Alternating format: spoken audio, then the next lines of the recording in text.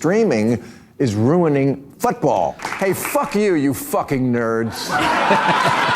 Exactly right. Do you ever just wake up upset? Well, not me. We're going to have a reaction video today, and we're going to look at Bill Maher, specifically his experience with streaming services, and it touches on customer experience, and that's close to my heart. And very briefly, customer experience, if it's good, then it's seamless, it's easy, and it's kind of evolving backwards, and I'm going to walk you through that as we watch the video. All right, finally, new rule. Enjoy the Super Bowl this weekend while you can, because it's probably one of the last ones to be shown on broadcast TV, which is a shame because streaming is ruining football, and that's Taylor Swift's job.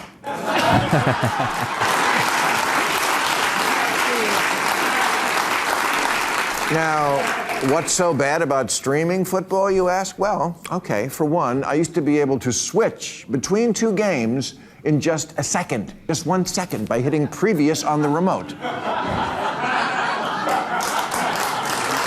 Thank you.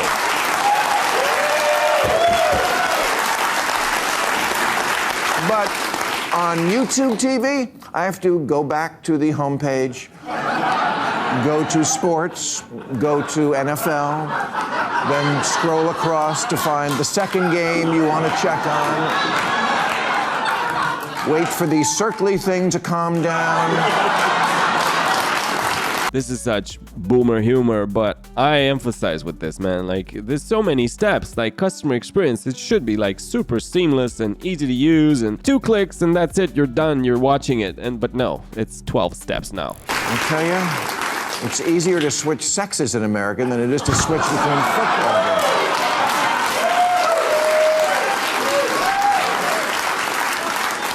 When football first started moving to streaming, I thought, well, okay, at least I'm lucky enough to afford all the channels I'll need.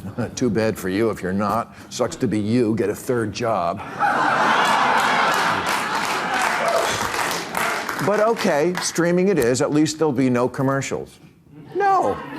Plenty of commercials. Yeah, there's plenty of commercials. HBO, by the way, if you get the cheap option, because my wife insists on we have like 4 streaming services. HBO, yeah, you get the commercials. And not only that, but the frustration is like there's a movie coming out and it's on, I don't know, one of the streaming services that you don't have. We have HBO, we have Netflix, we have YouTube, and then we have Disney. So we have 4. And then there's some stuff coming up on Hulu or Apple TV, and we don't have that. God fucking damn it. Except unlike old TV, where I may have DVR'd the game to watch later after it's over, and I could zip through the commercials. Streaming purposely makes it so you can't do that. They don't let you see what you're fast forwarding through. So there's no way to tell where the commercials end and the action resumes. The start of the third quarter, it's harder to find than the G-spot.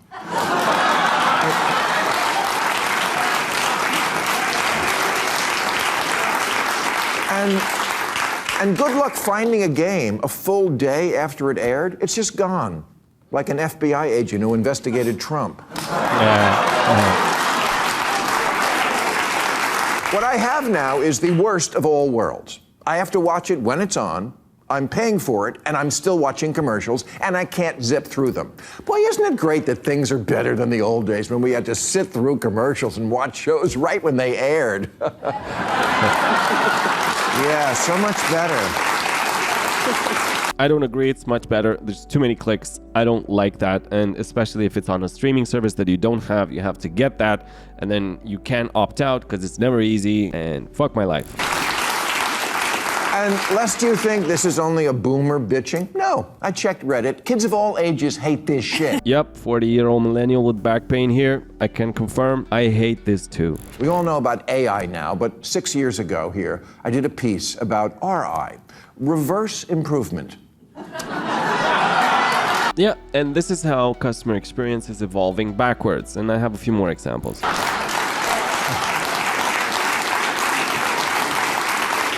Defined as when they make an upgrade that nobody wants, needs, or likes, and isn't actually upgrading anything, it's just making it different and often worse.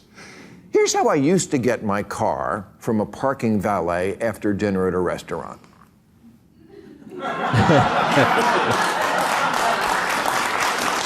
Thank you.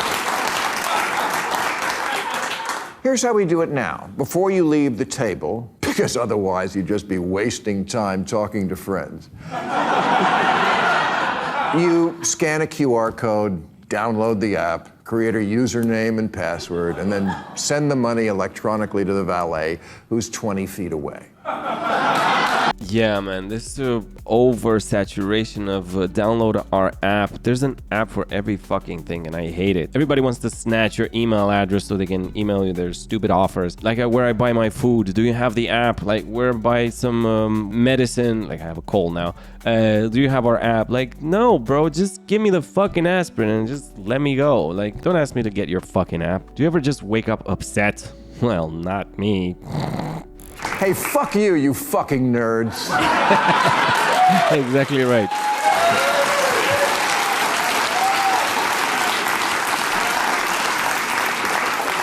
When I get a notice that my phone needs an update, it's like getting a jury duty summons. I just had one in my phone, and now for absolutely no reason or any sense of improvement, the process of seeing all my pictures, going to different albums, adding to albums, all of it, it's all different. So I have to relearn it. And now, when I'm in an album, all the photos in that album float by in a slideshow at the top. I didn't ask for that. What a boomer. And I don't want to have to go on a goddamned expedition to find out how to turn it off. I fucking hate you. No, this one is actually good. I like the experience of the iPhone and the slide deck with photos and gives you memories. I have a 3-year-old and I see him like, oh, look, when he was a baby and now he's a fucking monster. Technology is supposed to make our lives easier. That's the whole point. Washing machines did more for women's liberation than 1,000 lesbian-run bookstores.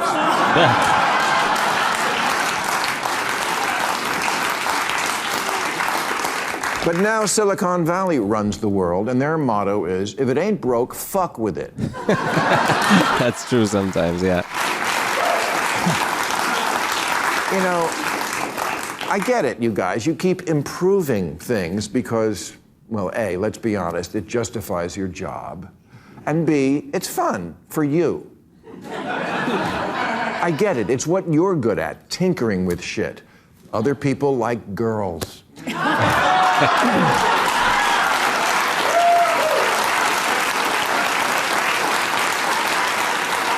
We're all different. You like over-engineering stuff, but don't tell yourselves you're making anyone's life better. No one ever looked at a car and said, if only the doors didn't have handles. That's so right. Oh my god, I hate these new cars, and especially the ones that they have in the back, and they always look like a doofus, and I don't know where to open it, and it's like, what are you guys doing? Like, why did you have to do it this way? Nobody asked for this.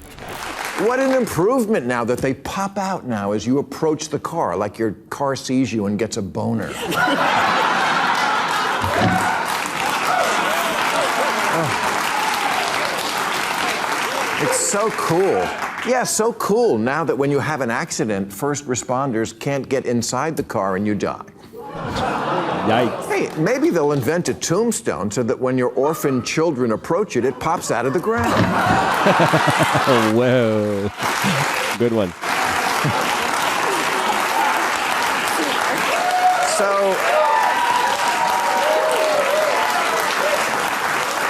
So you may think reverse improvement isn't really such a big deal, but it is, and here's why. Because it's the same mentality behind AI taking over our lives now, whether we want it to or not.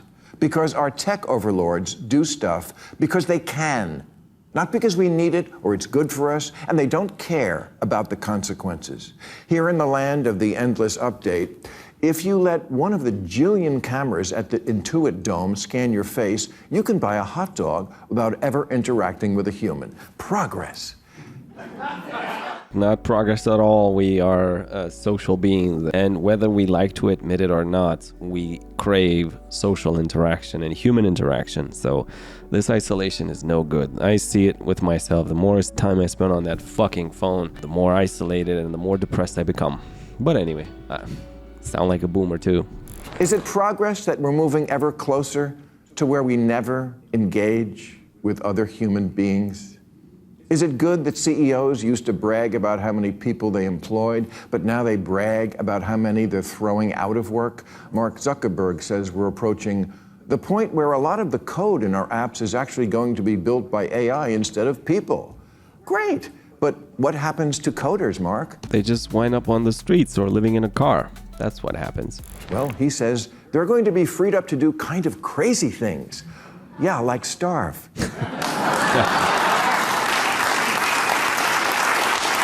But hey, at least I have a smart planter now that DMs my phone if my begonia is thirsty, something humans figured out 12,000 years ago. By the way, my name is Dominic. If you enjoyed this content, please like and subscribe. I'd be really grateful. And I will see you in the next one.